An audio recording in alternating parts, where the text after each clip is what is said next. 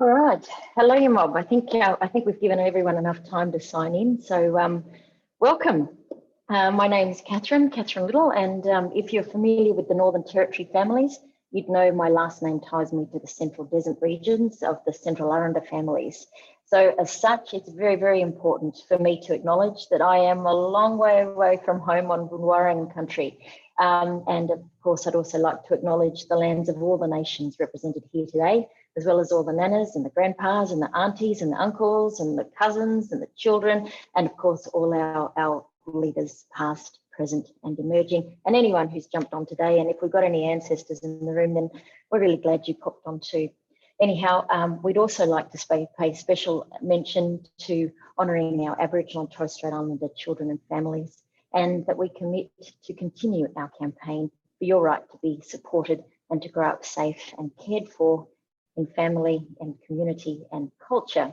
It also is a chance for me to let you know that I am the CEO of SNAICC and a new CEO actually, but the people that you'll be talking to today have been in the sector for a very long time and bring us a great wealth of knowledge, and you're going to have a fantastic conversation with them.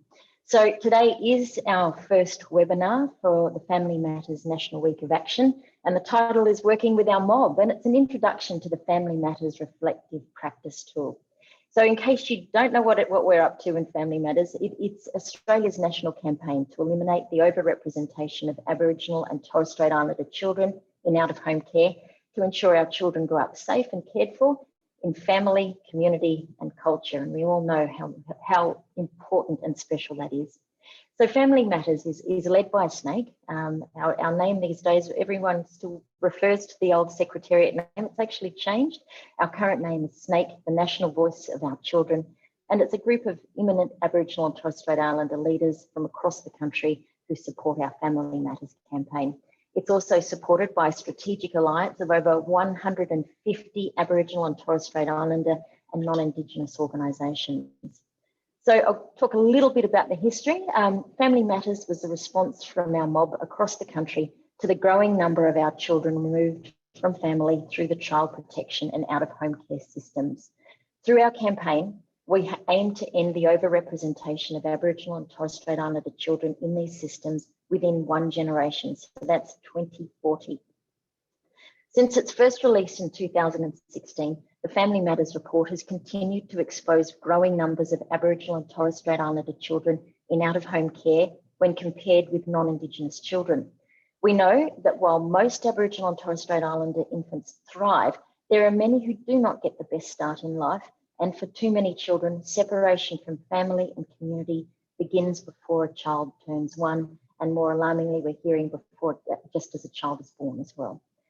The 2020 Family Matters report showed that Aboriginal and Torres Strait Islander infants less than 1 year old are being removed and placed in out-of-home care at increased rates. Data shows that in 2018 to 2019, 20% of Aboriginal and Torres Strait Islander children who entered out-of-home care did so before they were 12 months old. We know that Aboriginal and Torres Strait Islander women are less likely to access antenatal care in the first trimester of pregnancy, and overall access fewer antenatal visits than non-Indigenous women. The provision of early intervention supports to vulnerable families during pregnancy, including antenatal care, is a crucial opportunity to address factors that place them at risk of child protection involvement and prevent the removal of Aboriginal and Torres Strait Islander children at birth. Last year's Family Matters report also showed a rising trend in permanency and adoption. For our children, being disconnected from family and community means a loss of cultural connection and the loss of their human right to their cultural inheritance. As the report reveals, once our children have entered the protection system, their chances of returning to family are very low. In the 2018 to 19 year, 81% of our children in the child protection system, that's 16,287 children, were on long-term or permanent orders until 18 years of age. This is a far higher rate than for non-Indigenous children. In the past year, there has also been a concerning trend in some jurisdictions towards permanent care and adoption for our kids, particularly with non-Aboriginal carers. In fact, over the past year, 95% of adoptions of our children have been to non-Indigenous carers. For governments, this permanency may remove that child from the statutory protection of the state. It may remove them from responsibility, removes them from the stats as well. But it removes much more from our kids. Without meaningful relationships with our family and our community, there is nothing to anchor our kids to their culture and that cultural strength. Without a clear sense of what it means to be Aboriginal and Torres Strait Islander, our children are denied a crucial part of their developing identity, connection and belonging to all things that contribute to long-term resilience and sense of self.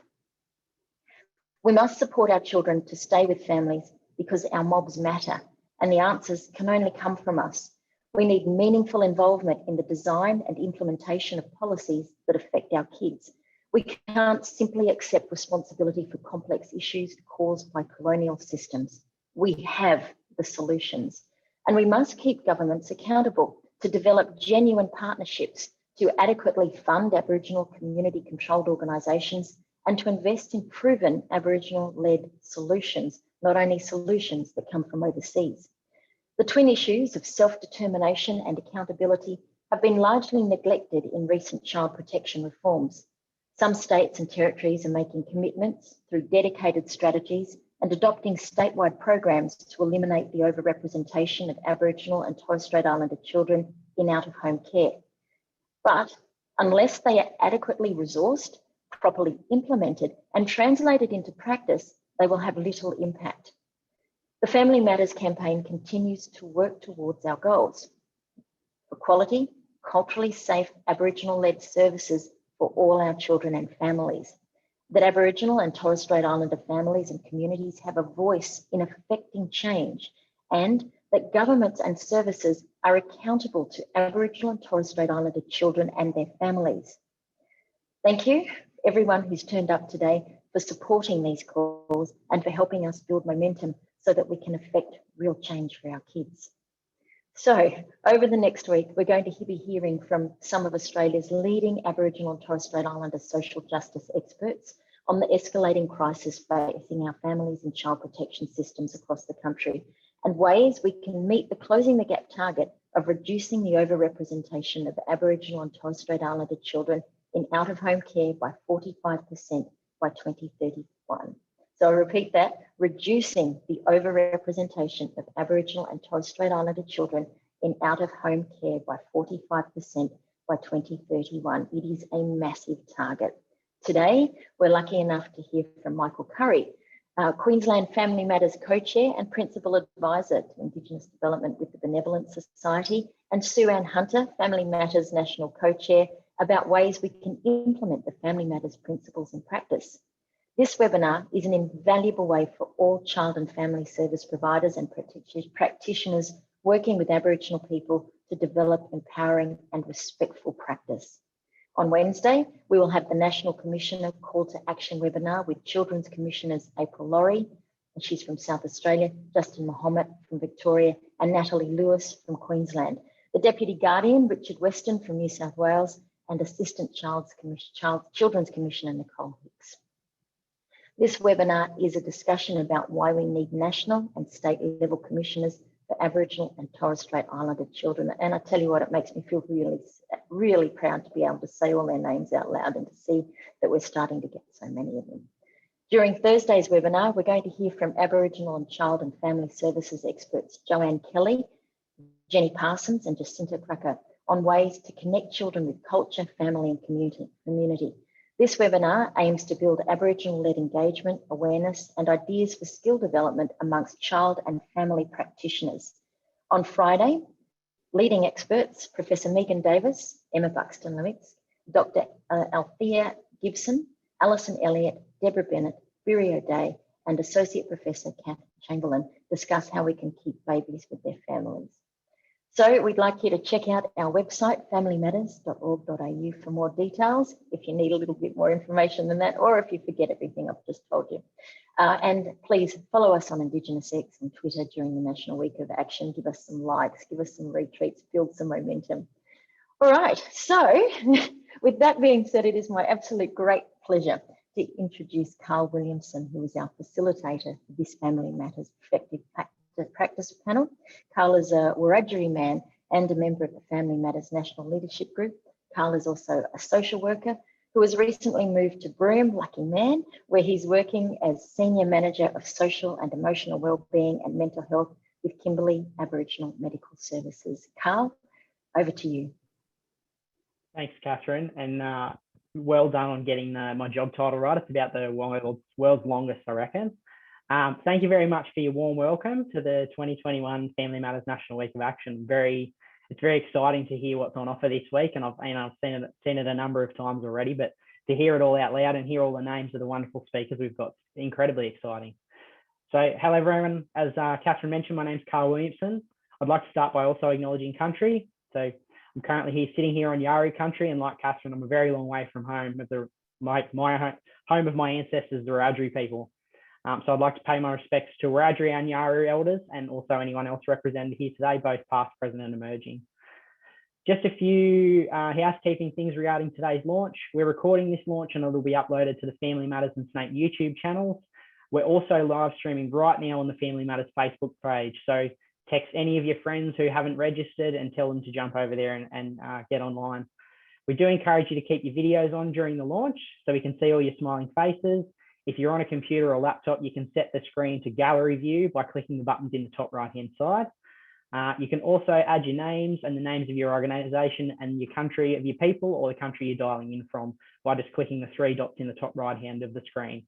Please use your full name and that of the organisation you're representing or community.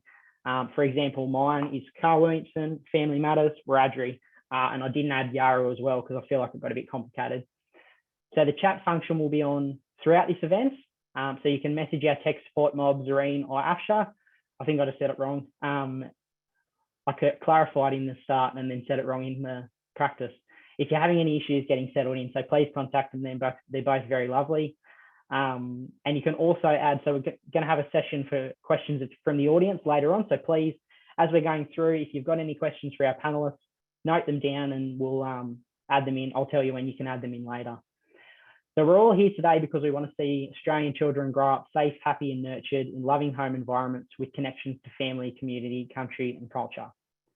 So as I mentioned, my name's Karl Williamson. I'm Wiradjuri, and in addition to being today's facilitator, I'm a member of the Family Matters National Leadership Group, the Social and Emotional Wellbeing at CAMS, Kimberley Aboriginal Medical Service, a social worker, and most importantly for me, a father. In being asked to facilitate this event today, there's been a lot of emphasis placed on my identity as a social worker, and this is an identity I find very internally conflicting. Social work comes with great professional standing, a very solid base, value base, and great skill, but it also comes with a historical and current legacy of the systematic removal of our children from family, community, country, and culture. We as practitioners must reflect on this legacy and ensure our current practice works to support children, their families and communities to heal. For too long, Aboriginal and Torres Strait Islander people have been dictated to and acted upon. This is why I believe so strongly in practice that's led by Aboriginal and Torres Strait Islander people.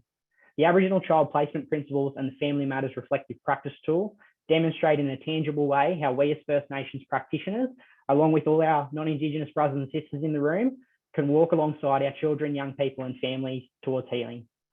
So I'm really excited to be here with you to all unpack the theme, working with our mob with some really great speakers.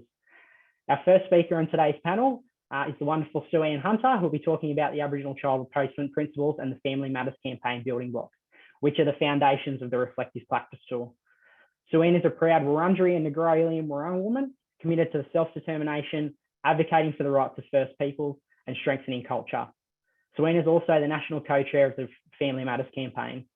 Sue-Ann's a fierce advocate for our people and a wonderful person to have leading the campaign, and I'm very grateful for her leadership and guidance in this space. Sue-Ann's worked in Aboriginal and Torres Strait Islander Child and Family Services for more than 20 years. She has qualifications from trauma therapy from Harvard University Medical School and is just completing her Master's of Social Work degree at La Trobe University. Sue-Ann's worked as the Principal Practitioner with VACA, and in her current role as SNAICC's National Sector Development Manager, she's continued to work at a national level to advocate for greater cultural understanding and healing for our children and families. As Deputy Chair of SNAICC between 2013 and 16, Sue-Ann was a spokesperson for the Royal Commission into Institutional Sexual Abuse of Children in Care and was part of the inquiry team for the Victorian government's neither seen nor heard inquiry into issues of family violence and child death.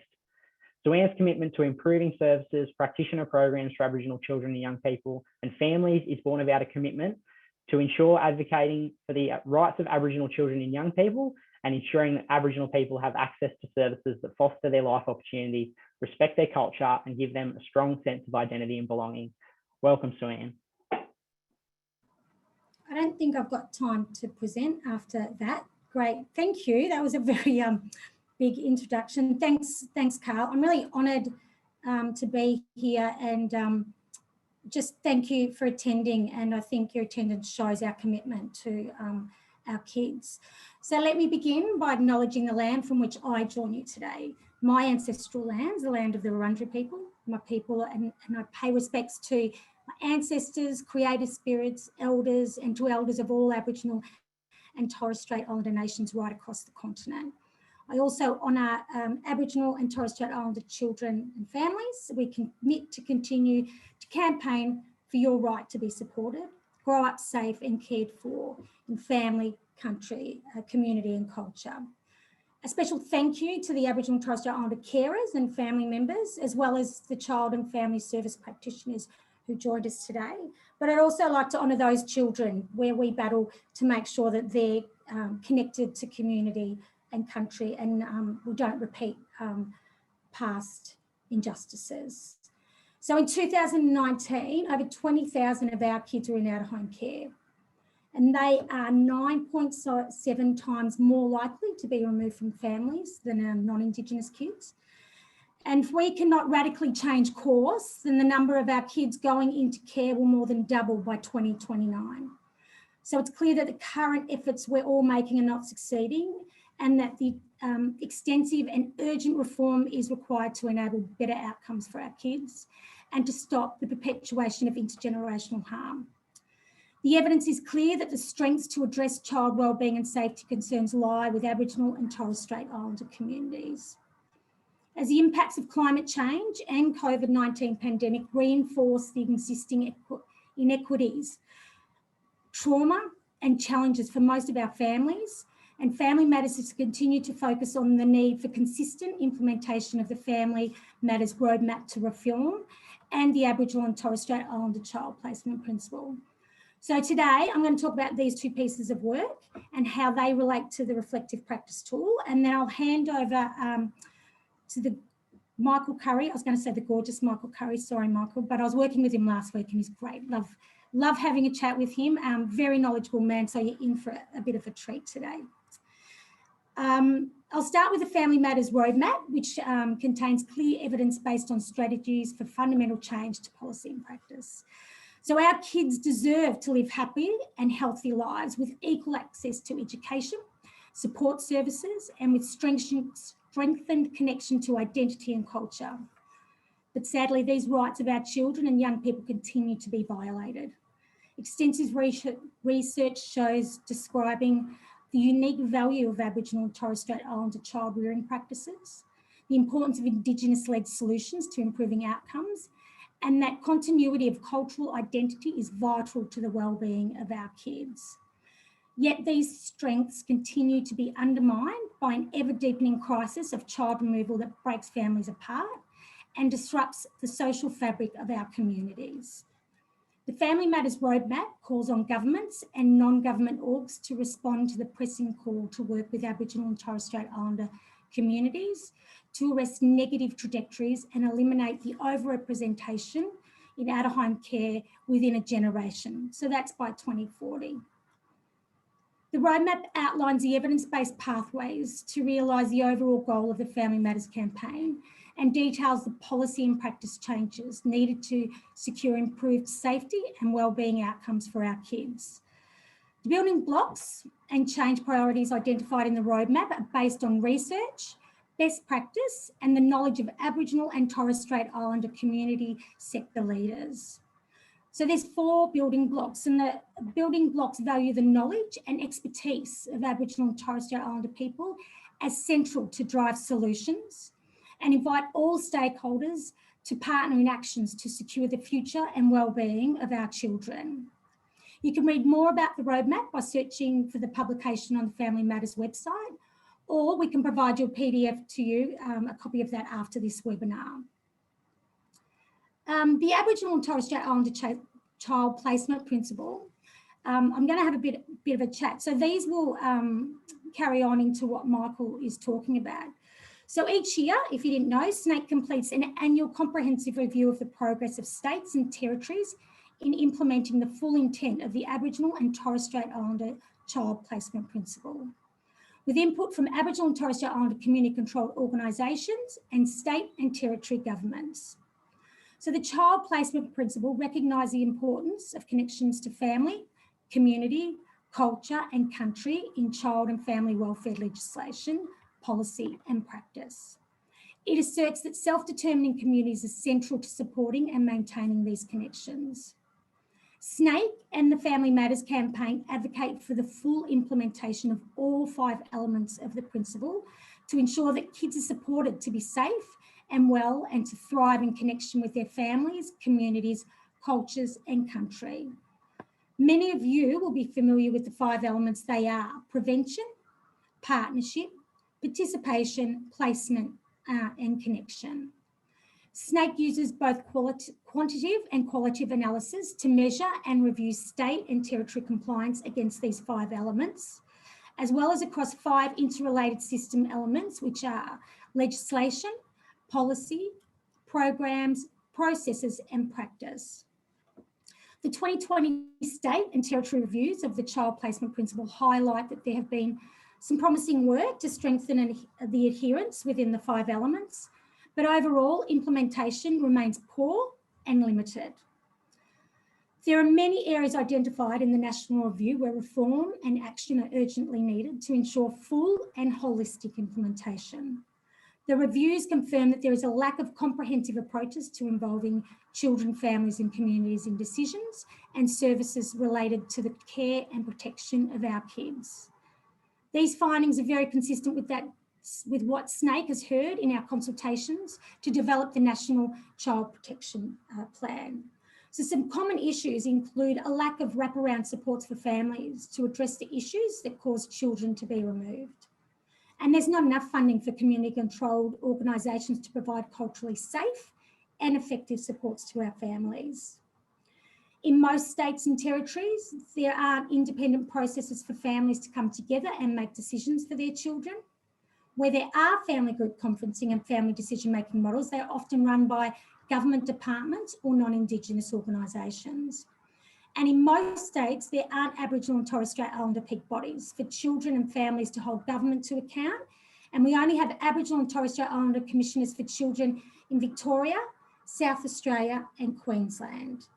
So you can access full reviews for each state and territory on the SNAICC website. Again, we can send you digital copies if that would be useful. So I'm going to go on to the reflective practice tool, which has been developed for signatories of the Family Matters campaign to deeply reflect on your practice in your organisations on an annual basis and identify your strengths, your challenges and corresponding actions to effectively implement the 6 core principles and 4 building blocks of the campaign to ensure that Aboriginal and Torres Strait Islander kids are safe, well and cared for in their families, communities and culture. This is also currently the only tool that ensures a cultural lens is applied to reflecting on application of the 5 elements of the Aboriginal and Torres Strait Islander Child Placement Principle. Michael Currie will tell you more about how this tool, Family Matters Strategic Alliance members, organisations to reflect on how they are upholding their commitment and identifying actions to take in accordance with each principle as outlined in the tool. The path to reform is not easy and the answers can only come from us. So I'll pass it over to Michael Currie. Thank you. Thanks very much, Sue. Oh, sorry, Sue. I got an intro for you, Michael. So you're gonna have to put up with that. May jumping in before you. Thanks very much, Sue. Now I'd like to introduce our main speaker for today, Michael Currie. What did Sue refer to you? The wonderful Michael Currie. Michael's what I consider my COVID/Zoom brother. Michael and I have never met without a screen in between us, but working on the Family Matters Leadership Group together, we've really connected deeply through shared values, vision and culture. So Michael's the co-chair of Family Matters Queensland, along with Auntie Rachel Atkinson. And in this role, he's been instrumental in developing and trialling the Family Matters Reflective Practice Tool. Michael Currie is a Mununjali Agembe man from southeast Queensland, currently employed as Principal Advisor, Indigenous Development with the Benevolent Society. He's responsible for building and supporting the Society's cultural capability through demonstrated, measurable reconciliation efforts. Michael has over 20 years' experience in working with vulnerable children and families in the area of youth justice and child protection across the jurisdictions of Queensland, Northern Territory, Western Australia and Tasmania. This experience includes working with Aboriginal and Torres Strait Islander community-controlled sectors in the areas of prevention and early intervention, policy, training and program delivery. Michael has management experience in community and custodial secure care and 5 years living and working with remote communities to deliver frontline child protection and support services with communities, families and their children. Over to you, Michael. Thank you very much, Karl. And first of all, I would also like to acknowledge the traditional owners on which country that I'm standing on. I'm in Minjimul country, and pay my respects to elders past, present, and those emerging, and acknowledge their continued connection to land and waters, in not just here, but in all the countries in which we are respectively meeting on. As Karl said, Michael Currie, well, I'm going to take you through the reflective practice tool. I'm going to share my screen and everything should be seamless. Here we go.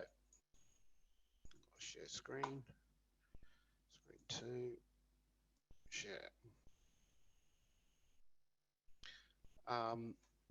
We've got it. Perfect. All right. Bear with me. Just got to find my.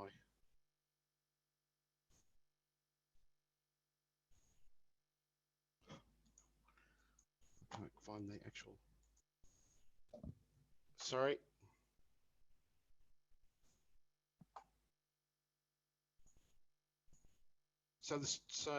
Sorry. You can see the Family Matters presentation up on the.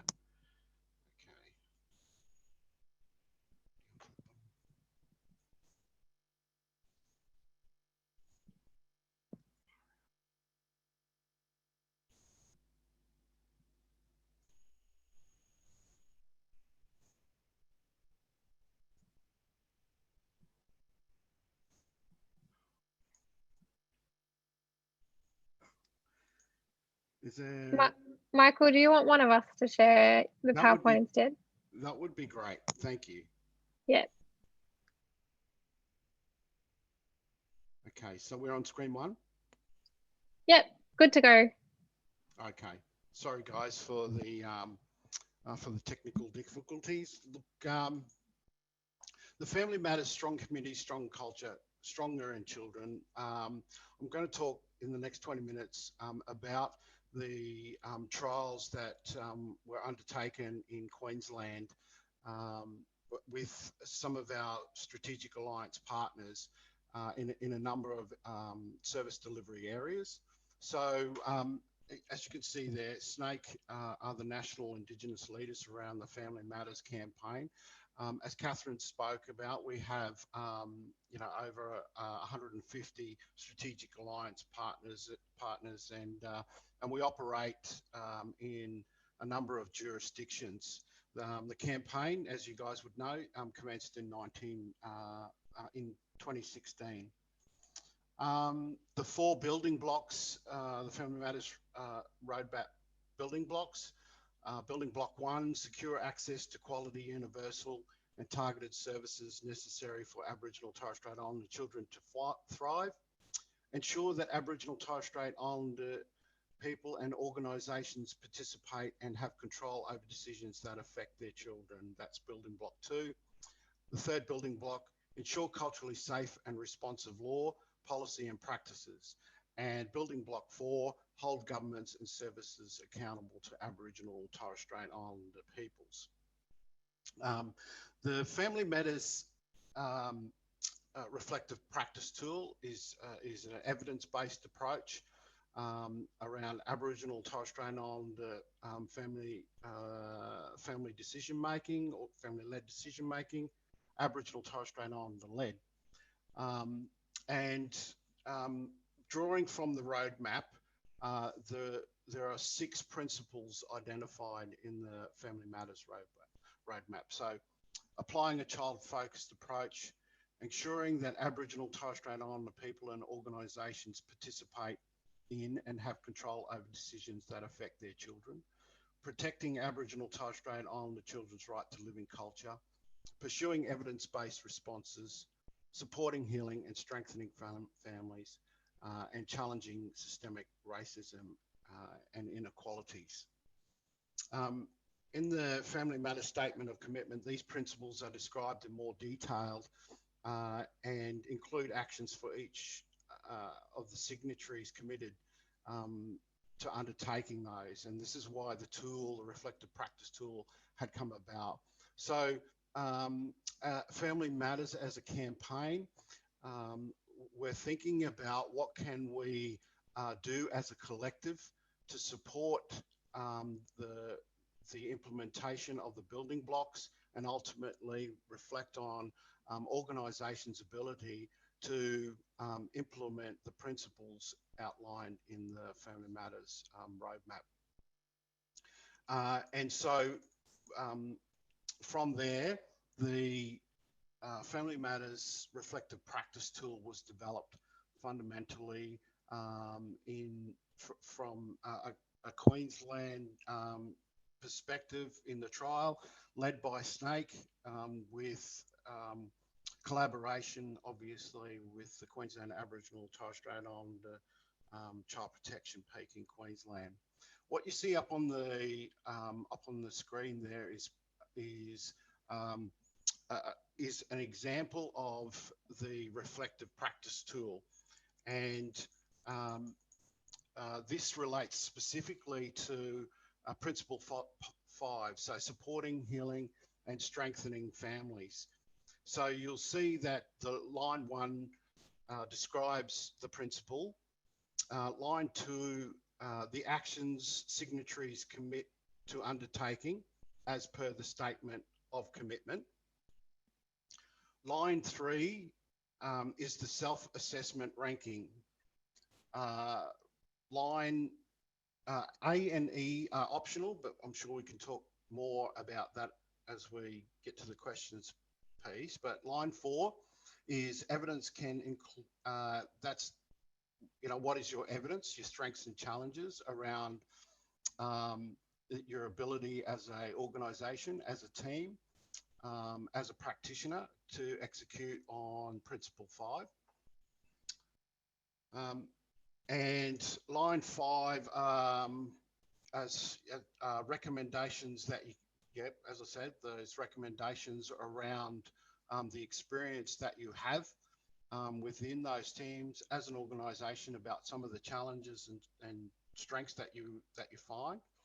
Line 6 is about the monitoring and review process and some of the actions that you commit to when you generate the information through the reflective process of how well are we supporting and healing and strengthening families. Line 7 shows the alignment of relevant building blocks. So Principle 5 is aligned to building block 1, access to quality, culturally safe, universal and targeted services, and building blocks 1 and 3, so appropriate laws, policies and practices. So why use the tool? So this is about, starting conversations, building relationships with your community, building relationships with Aboriginal, Torres Strait Islander people, children and families who are utilising the services that you provide. Reflect on and improve policy and practice process. It demonstrates a deeper commitment to the campaign goal, particularly from mainstream perspectives. Enhance existing RAPs and quality processes. Value community input collaboration. Addressing power imbalances, so the colonising carryovers. So mainstream ways of working that haven't been considered or challenged and continue as a result without pause for thought as whether we could work differently to better uphold the legislative and policy obligations, human rights, for example, the right to the child, First Nations, Indigenous rights. These approaches, for example, we talk about a child-focused approach. However, often, what we see is that we don't often speak to the child. This is because services is funded to provide supports to adults in some cases, and so what we encourage through the use of the tool is to widen widen your lens of your practice that is inclusive not only of just children but also those particularly around responsible for growing up the child and specific to culture that you're including elders and extended and family. Move writing, excuse me. So who uses the tool? So as I said, a whole of practice and a whole of team approach is required to engage meaningfully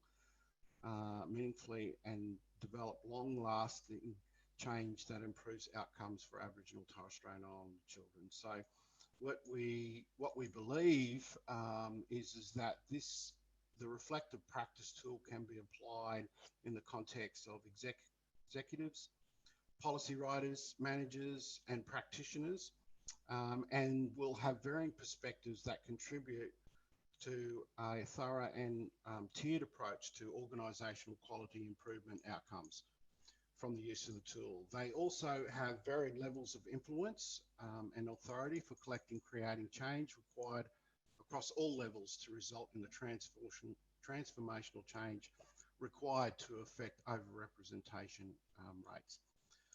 Completing the tool requires that Aboriginal and Torres Strait Islander perspectives be included, must be included, are essential to be included in your reflective process, both through internal Indigenous staff and externally from elders, community representatives, peak bodies, and or community-controlled organisations on whom you may be partnering.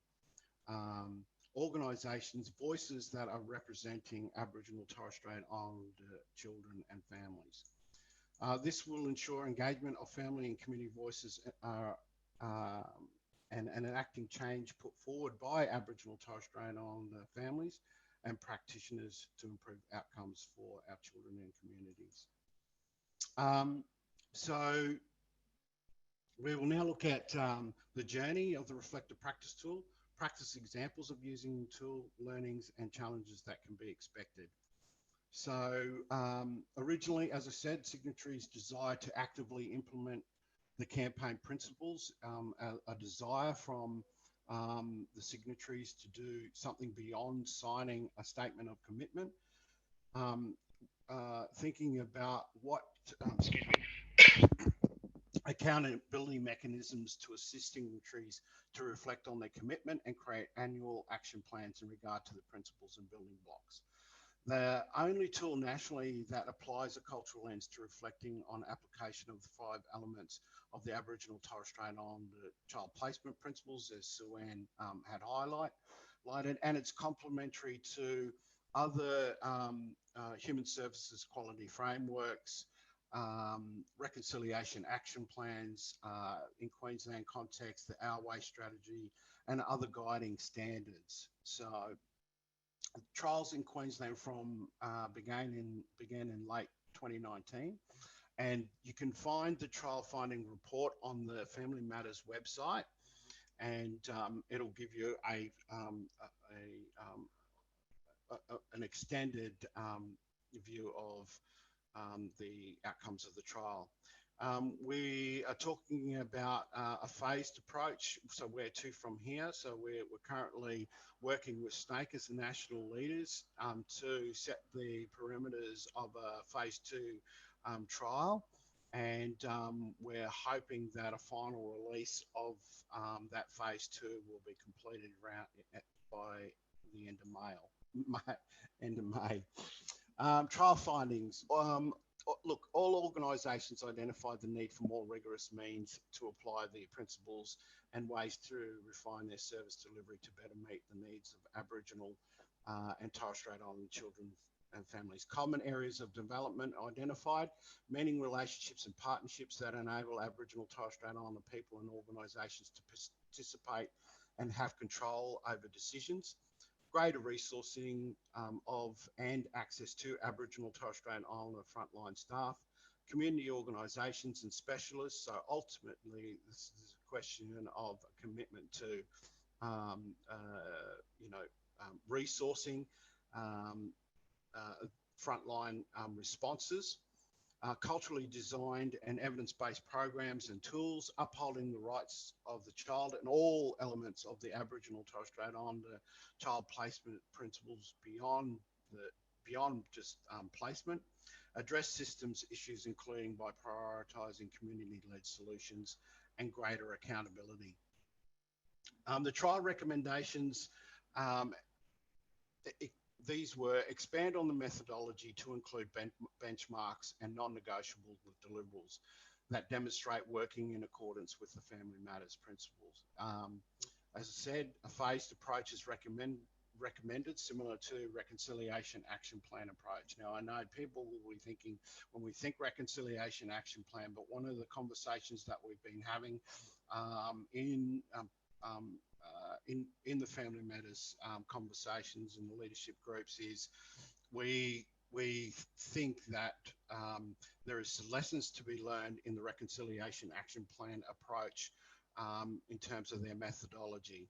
And an example of that would be, so we're currently all engaged in the National Aboriginal Torres Strait Islander early childhood strategy. We're currently engaged in the successor plan for the National Framework for Protecting Australia's Children. And we've committed through the Closing the Gap as a 45% reduction. What we would like to see in that is that there is some accountability. Now, it is proposed that, you know, a reflective practice tool would go some way to guiding those in the sector to applying a Aboriginal solution focused approach, Aboriginal Torres Strait Islander solution focused approach, but that would only just be one piece of many things that are required to happen. Provide greater clarity in relation to using the tool to ensure an Aboriginal Torres Strait Islander lens is applied that is representative of the community and of families using the services. So it's essential that the voices are heard in service delivery and service design. A partnership approach will assist to balance the subjective nature of the tool. So that is that the purpose of, you know, the reflective practice tool is about at its center the partnership and the relationships that we have as service providers with our children and families and communities that we work in. Some of the practice examples, this is principle 4. So here's some of the examples of that were provided in the trial. Intensive family support. So this is about evidence and case studies to support this assessment. So the strengths were intensive family support, identified practitioners, provide access to best practice in terms of culturally appropriate practice. This is about having a strong Aboriginal Torres Strait Islander workforce. And we know that, you know, in terms of uptake for our peoples, that that strong workforce, particularly for community-controlled organisations, that is why we see that our mob, you know, prefer and have greater numbers in community-controlled approaches. So the point being is that Aboriginal Torres Strait Islander practitioners and specialists are central to applying the reflective practice tool. Some of the strengths in this example were monthly peer group conversations. Some of the challenges, practitioners have shared feedback that structured decision-making prescribed tools are not holistic or trauma and healing informed. So that's in the context of some of the challenges around some of the existence challenges we have in the systems across jurisdiction, where we find such a structured decision-making that are not conducive to the considerations specifically around that relate to Aboriginal and Torres Strait Islander peoples and specifically children and families. Aboriginality identified as a risk in SDM, that's an example of what I was talking about. Strengths, providing families with information regarding available support services options while respecting their views and choices. So that is, what we should all be doing in the way that we work, is seeking to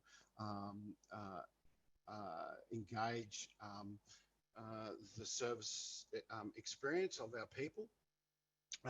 Challenges, cultural support, cultural supervision, frameworks for intensive family support practitioners. Some services continue to have negative responses to identified families due to past history or assumptions, and this is specific to intensive family support services in Queensland, as this is where the trial occurred. Systemic support, mentoring, coaching for identified practitioners embedded in intensive family support. Recommendations for actions, cultural competency practice to be improved across support systems. Principle 5, supporting, healing and strengthening families, evidence and case study support assessment. Strengths community engagement and interagency meetings. So typically we know that those organisations that have engagement and participate in interagency meetings, but beyond interagency meetings, but community engagement. So having a community engagement plan and strategy is critical. Challenges, engagement with agencies can sometimes be viewed by identified families as being closely affiliated with child safety. So in the context of intensive family support, some of the challenges around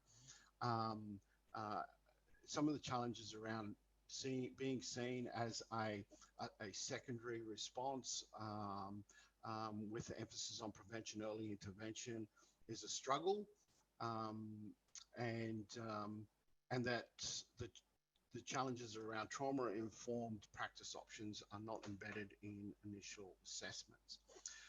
Strengths, intensive families services has advocated for clients in the past where they had moved into statutory space and had children removed due to concerns identified by child safety.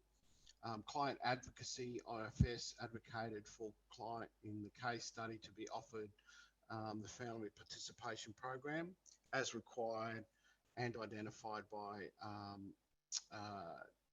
child safety, but not action, practice collaboration with child safety.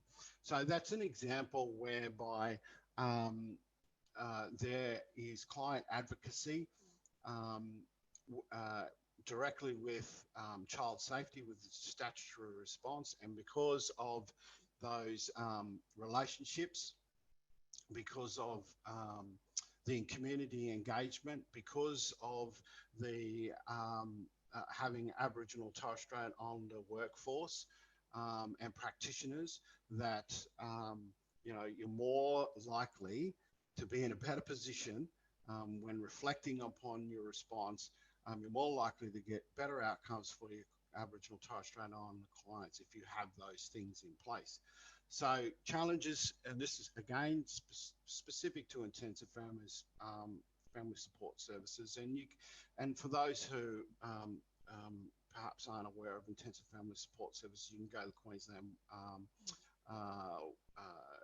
website and you'll find definitions of intensive family support services. But look, service boundaries, timeframes associated with the IFS thresholds for support and intervention to be addressed when families have, for example, mental health. Family priorities may not be, the IFS priorities, the department's priorities, issues of comorbidity. And IFS options for service to accept a self-referral from client from the principal child practice principal, I think they are. Don't quote me on that one. As a conduit, essentially that position there is child safety's position, where it's the interface between IFS and child safety. So there's the option of accepted the client with the CP as a conduit for child safety at a point in time as client was in statutory space. So what that challenge talks about is a system or a service design that that needs to be flexible, and it needs to be agile with the family at the center, particularly when they have issues of comorbidity. So when we're trying to fit them in an intensive family support service paradigm, it becomes complex by those other comorbidity issues. So a recommendation: increase presence in community, improve relationships with other services to promote increased referrals and uptake, extended support of IFS services to reduce risk thresholds are implemented to extend and evidence a tertiary response as a last resort. Some of the learnings: ensure organisational leaders understand campaign aim and intent of the tool, use within a team, but include a cross-section of the organisation, policy, administration and finance, supervisors, frontline workers and management. I'm sure you all will have questions about that. Engage a range of perspectives following local cultural protocols. So that's that idea is that we're engaging the views and perspectives outside of our services, and we have a community engagement plan. Embed actions that are time specific and achievable with a 12-month time frame. So the idea is that when you engage in a reflective practice tool process, that you will go through that process with your teams, with your organisations, with your leadership group over a 12-month time frame, and be guided by the actions committed to the statement of commitment and local needs. In using the reflective practice tool, a single case study was provided, and this single case study at a practice level provided insight into the performance against the 6 principles. We believe the family matters in the jurisdictional groups and the leadership group that can be expanded beyond frontline practice, and it can be applied in other parts of the organisation. Create safe spaces for engagement, especially Aboriginal and Torres Strait Islander staff. Designate time and resources for completing tool. Challenges that can be expected and managed. Engaging community perspectives. Design your approach to using the tool so that Aboriginal and Torres Strait Islander practitioners engage community and steer conversations. Actions not embedded. Integrate with other policy platforms or actions action plans. So thinking about what are the other things that your organisation are engaged or involved in that can uphold the principles and reflect on the 4 building blocks. Allowing enough time for implementing conversations with various parties occur over a number of meetings and a number of weeks. Can take 3 weeks to 3 months in our experience to complete the process. Designate time and resources for completing the tool. So some of the challenges in the reflective practice tool process that we heard from those who are participating is that finding that time, designating, making sure that is a designated time, not to be an add-on, but integrated into the current way that you're working, right? Hearing the voice of children and integrating their service needs, especially where funding models focus on an adult engagement. So where those services are purely, some of the stuff that we hear back from those participated is that, you know, we are focused on adult engagement. Part of our service paradigm is, you know, purely working with adults. This is your 2-minute bell, Michael. Oh, perfect. So this is the last. So as I said, you can find the reflective practice tool on SNAICC's Family Matters website, and so that's it from me, Karl. I think I got through it within the time I need required, and we can have a yarn. I'm sure people will have questions. Sounds good, Michael. Thank you very much, mate, for that presentation and your insight in how we can all strengthen our practices and align it with the Aboriginal and Torres Strait Islander child placement principles. I think there'd be something wrong with us if we didn't have a mishap technically with the Zoom. I always think when I get through a Zoom unscathed that there's something wrong with the person organising it. They're too good. We've got some really great questions coming through on the chat, so let's open it up, please. If you made a note of anything or you've got any questions for the audience, you can target them at specific people, or you can just put them to the panel more generally. We've got Catherine, Sue-Ann and Michael here ready to go, and we're going to prioritise our Aboriginal and Torres Strait Islander brothers and sisters in the room, so please indicate that along with your question and we'll bump you up to the top of the queue. In implementing that recommendation myself, I'm going to bump myself up to the top of the queue being a facilitator and steer a question Michael's way and say, just given the priorities and challenges in this sector, mate, like we all face timeframes, we all face legislative requirements and around those timeframes, competing priorities, all these other things that are going on into the day-to-day practice. When you were implementing the tool in your own organisation or with anyone else, given those challenges, what was the response in the end with the practitioners when they did engage meaningfully in terms of the outcomes of the tool? Look, so, you know, I work for the Benevolent Society, obviously, and we're a mainstream organisation, and so some of the essentials are that, you know, a strong Aboriginal Torres Strait Islander workforce. So to answer your question, Karl, is that there was some, you know, not just in our experience, but there is some anxiety about wanting to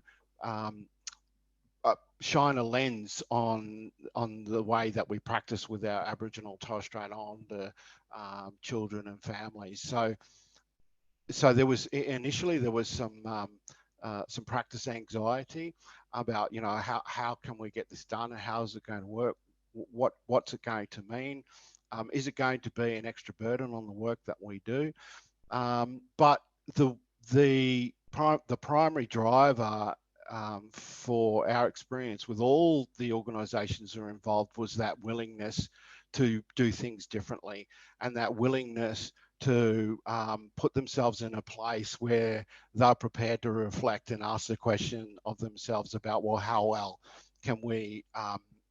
do we practice those 6 principles? How well can we in the way that we operate, in the way that we work with our children and families, and the services that we provide? And you know, we did ours in the early years space, and I think, you know, just that the teams thinking about, you know, how do we engage our elders in the way that we design our curriculum for our young ones? How do we get our elders included in the way, you know, in the room with our kids, so that, you know, the service that we're providing is conducive to that, and it's not seen to be something that happens down the road, but it's somewhere where our mob can feel welcome, heard, listened to.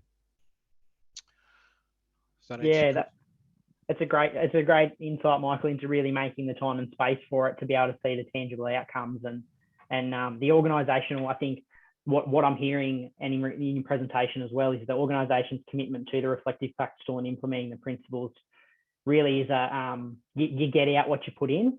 And that's something that we sort of tend to look for those quick, easy fixes in this sector, and they're just proven to not work well. We've got a really great question from Bradley Burns. So we have a First Nations practice framework in our organisation, and the PSP officers have implemented this in our action plan, out of which is very similar and aligns to many of the same principles in the tool, in the Family Matters principles. So Bradley's question is, would we see this tool as being complementary to what they're already doing, or would we see this as something that's a distinct process? I'm going to direct that to you again, Michael, and then I'll share the love after that, I promise. Yeah, okay. And so it can be complementary. So you remember me talking about in some of the learnings there that thinking about how the reflective practice tool can fit with other priorities, strategic priorities within organisations. So, my question is it's not necessarily an either or. It would be about a couple of things. One is your organisation a signatory to the Family Matters campaign to eliminate the overrepresentation by 2040, and if you are, then there's an opportunity there to stand with the peak, the SNAICC national peak, and as an organisation, through practical approaches, provide direct input into the campaign that's providing evidence about the way that we should be working with our families. So that's one way of looking at it, but also there are some bigger social platforms, there are some bigger social commitments that organisations can make, and closing the gap, the constitutional recognition, for example, that organisations need to think about. So yeah, as I say, it's neither either or, but I would encourage I would encourage you to support the national peak around providing ways of working and reflecting on how well we're doing and engaging our children and families. Thanks very much, Michael. We've got a comment in the chat, which is this should be incorporated into all our RAP meetings, which I think is a really good idea in terms of making it that parallel process and making it fit within these already existing mechanisms we have to try and improve the ways we work with Aboriginal and Torres Strait Islander people. We've got a question here which I can throw to the wider panel from Rosa. So Rosa's from the Northern New South Wales Local Health District. So I'm guessing you're sitting up there on Bunjalung country, Rosa. What are the key things to consider when creating a safe space for engagement? And I think I'm going to direct that primarily towards Catherine and Sue-Ann. Oh, look, I'm happy to jump in, and then Sue-Ann, if you want to come in after me, that would be awesome. But I think one of the first things you've got to consider is talking directly to the community that you're working with, right? Because they've got the answers. And obviously we have all the tools that the team have been talking about today. Well, they're guides. And I noticed Paul Gray on here. I can't see him at the moment, but I'm sure he's still there. And he gave me a lovely quote on Friday. So I'm going to quote you, Paul. And he said, look, people are really keen to jump in the trenches with us. It's just when they get in there, they don't know which way to face. So the best way to find out which way to face is to reach out to your local community, because it will be different in every single centre, every single place, every single jurisdiction. So that's where you start. But Sue-Ann can give you a couple more practical tips on that. Sue-Ann? I can't really, Catherine, because that's right, exactly what you said. You need to communicate with the community. How are you bringing them into, because they're actually going to make the organisation from right up the top to right down the bottom. They'll be able to advise you on every way to make the child and families feel safe within your organisation. So engagement with your local communities is the key to being able to make it a safe organisation. We know the vouching system works. If one family is feeling safe, they'll talk to other families and you'll get people coming in. But for a child, you know, that's another thing as well, the child safe organisations, having a look at what that means for Aboriginal and Torres Strait Islander children and families within your community. So we don't want to do a blanket effect where one size fits all, because it's different wherever you go.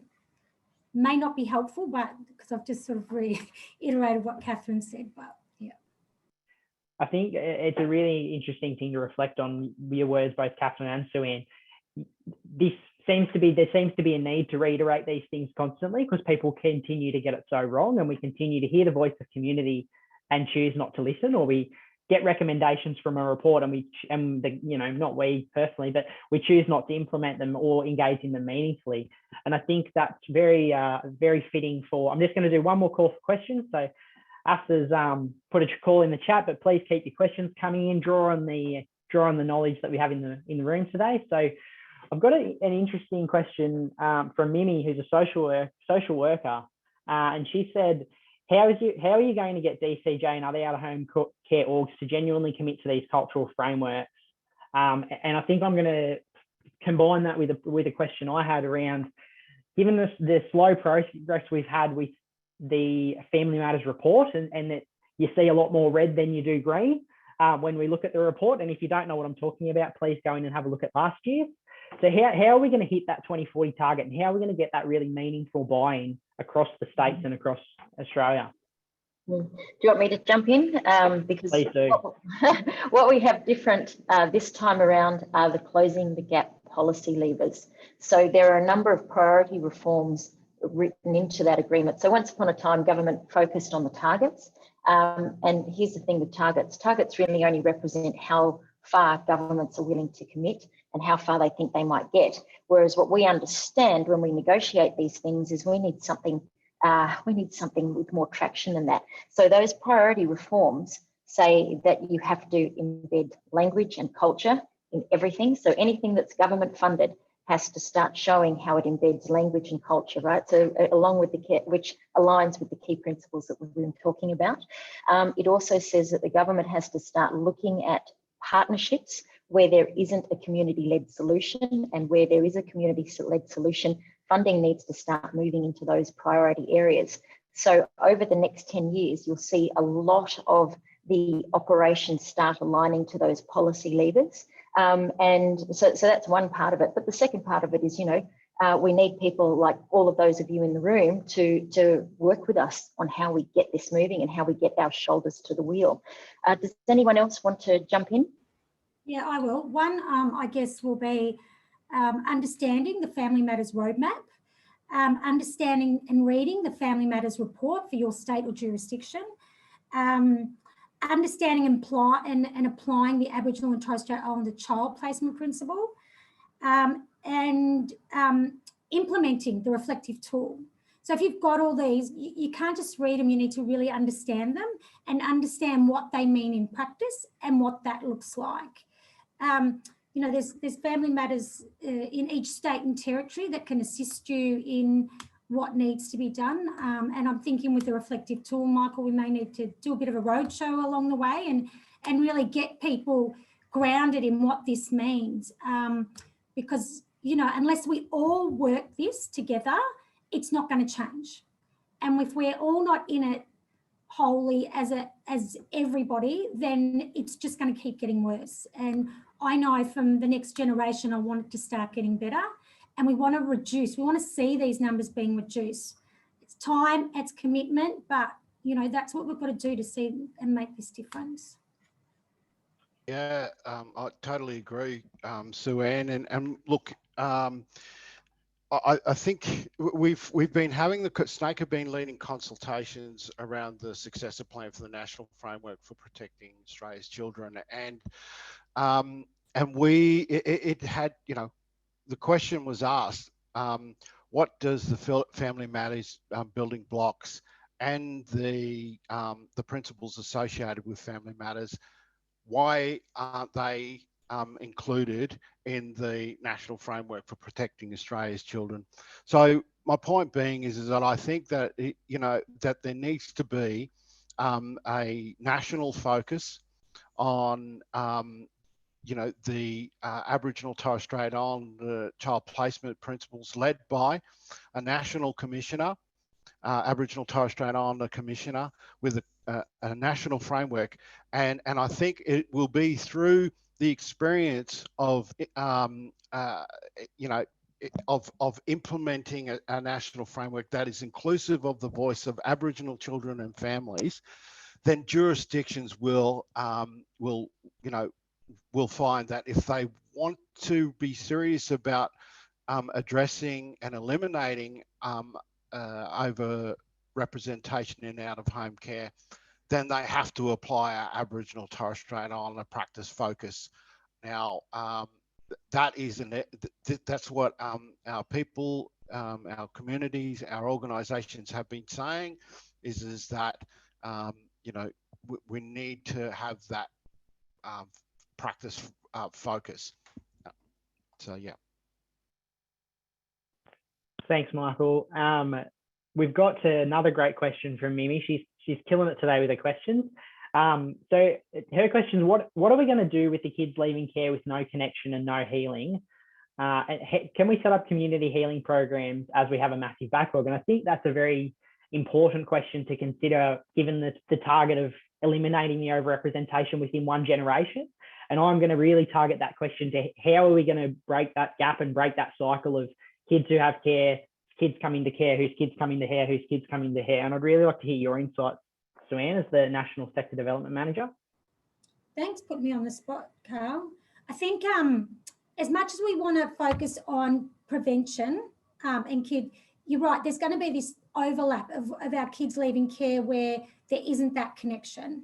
And that is, that really is that end where it's tricky, right? Because you're going to put everything at the front and then there's nothing at the back.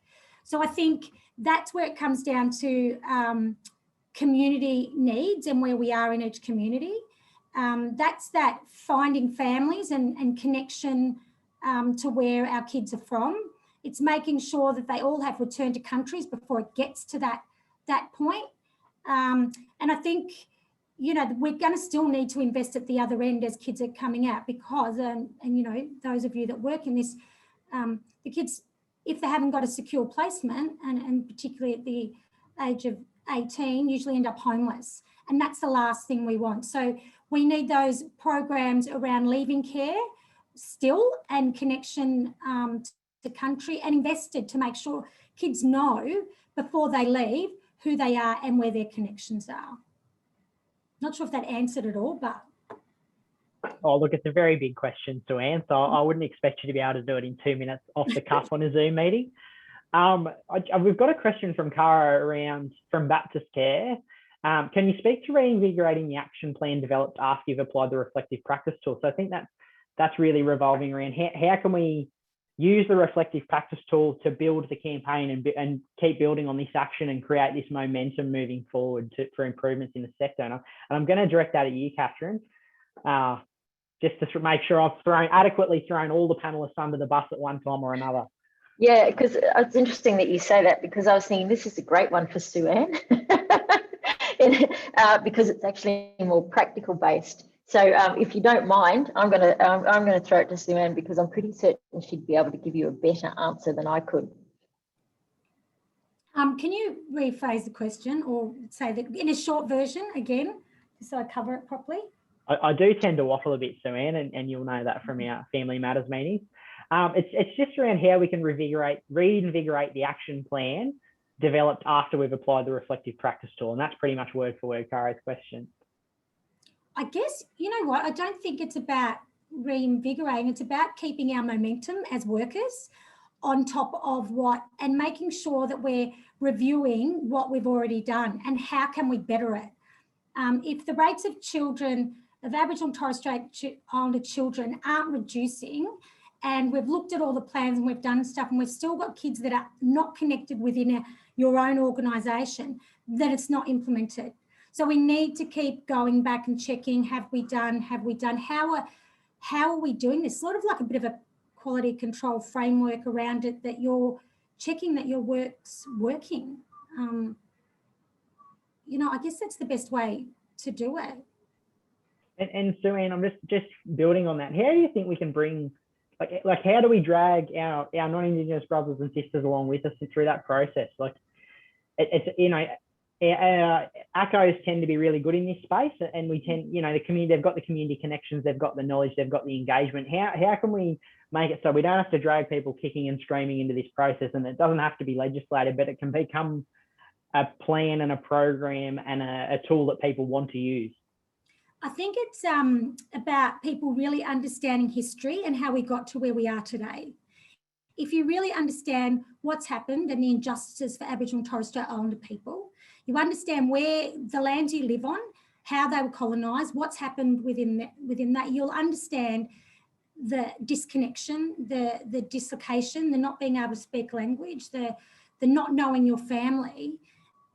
And you don't work in this field because of the pay. We all know that. We work in this field because we want better for our kids and our future. And I, for one, want better for the next coming generations of our kids. I think it's up to you as individuals to actually find this stuff out. And it's not up to our orgs. We're just inundated with as much as you guys are, but we're asking you to actually research and understand. And if you understand why we're overrepresented, read the Family Matters report, everything's in there. You'll start to understand why we need your commitment and why we can't do this alone. So I hope I didn't just do a rant then. I'm very passionate. Oh, look, Sue-Ann, let's rephrase your rant to passion. No, it was great. Thank you very much for that insight. It's I was speaking to a colleague of mine in another community the other day, and she raised a point around their Aboriginal community controlled health service, and the services they provide to the community are the services that other services are funded to provide in those communities. And I think that's a very interesting, because your point sort of relates to that. We've got a commitment to our people, whereas other communities don't necessarily have that same commitment. But there's an importance if we're going to, and there's been lots of comments in the chat about reconciliation. If we're going to truly reconcile, then we need you to walk with us.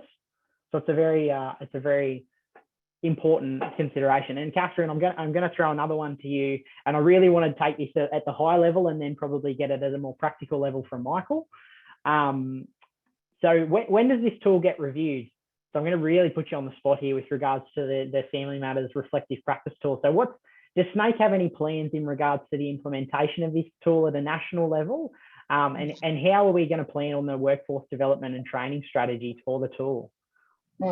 So that one really does sit with the Family Matters leadership team. So as mentioned, there are 150 different organisations that feed into that. And basically what we do is we work with the people on the ground to tell us when it's time to be adapted and to give us advice as to where that adaptation needs to go and what the tool should look like. And I'd expect, as you previously mentioned, and as Michael mentioned, we are in the middle at this moment in time of some massive national reform pieces. So I would be thinking that as we get those across the line, that would be an awesome time for us to be thinking, okay, there are a couple of new policies about to be dropped and a couple of new frameworks to be dropped. How do we leverage off this at this point in time? But ultimately on this piece of work, we are led by the Family Matters experts.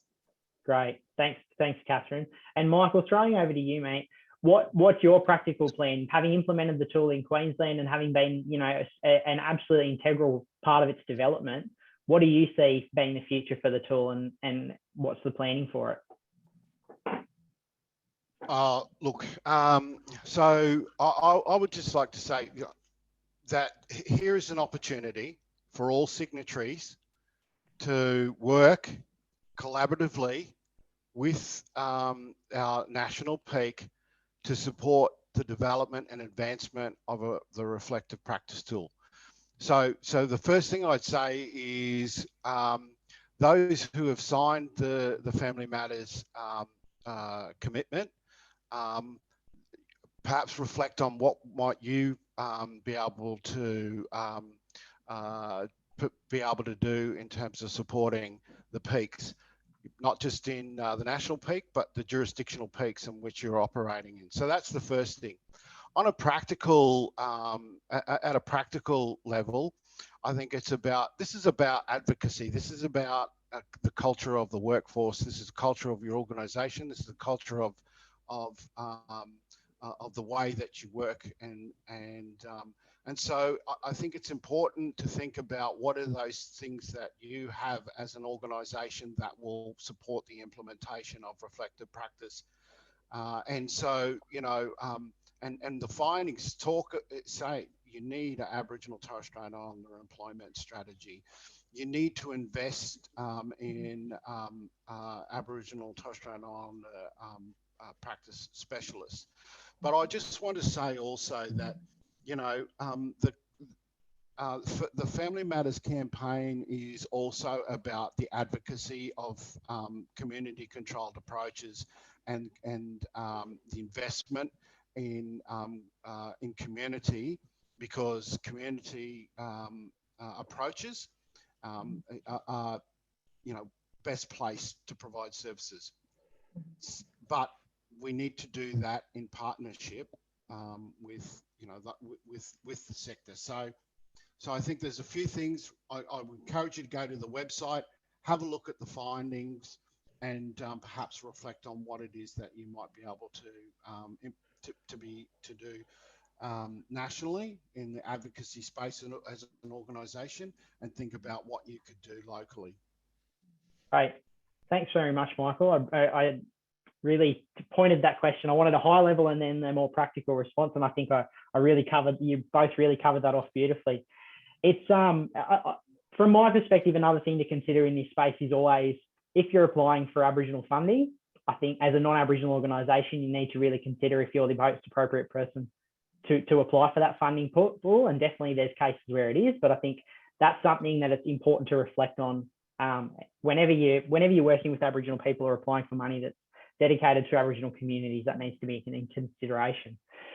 So I'm going to close this off for questions now, because we're coming up to the end of our event. So I'd really like to thank Catherine, Sue-Ann and Michael for being today's speakers and panelists, and for putting up with me as a really probably harsh facilitator at times. I'd also really like to warmly thank you guys on behalf of all of us for the tireless work you do for our children and families. So this is a week of action to build momentum towards achieving our campaign's goal of turning around overrepresentation of children in child protection and out-of-home care systems before 2040. So it's one generation. So this is the point where I ask you for something. So we've given you a lot, the panelists have given you a lot today of their knowledge and their experience. So we'd really like you to be a part of that turnaround and all we're asking is a 2-minute survey, which is going to come up in the chat very soon. I'm about to see it come up from our tech support mob and on the screen. The survey is focused around assessing your interest in the Family Matters reflective practice tool and whether you'd use it in your work or workplaces. And there's already been lots of comments on where can I get it? Where can I get it? Send me the PDF, please give me access. So there's obviously a bit of interest, but please complete the survey anyway.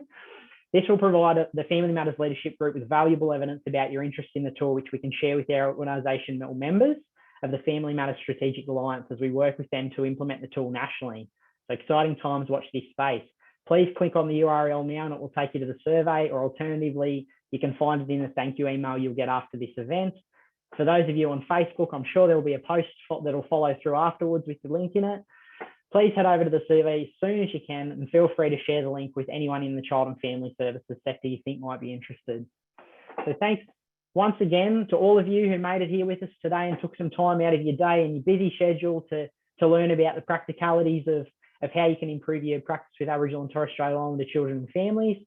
Thanks very much again to our panellists, Catherine Liddle, SNAICC CEO, Sue-Ann Hunter, the Family Matters National Co-Chair, and Michael Currie, the Family Matters Queensland Co-Chair. I'd also like to thank my Family Matters National Leadership Group members, and again for all of you attending today. Please remember to visit our website and sign up for the campaign if you haven't done so already. We look forward to seeing you at one of the other great events we've got planned for this week of action. And same Twitter, social media, get on there, give everything a share. Thanks very much, guys, and we'll see you next time.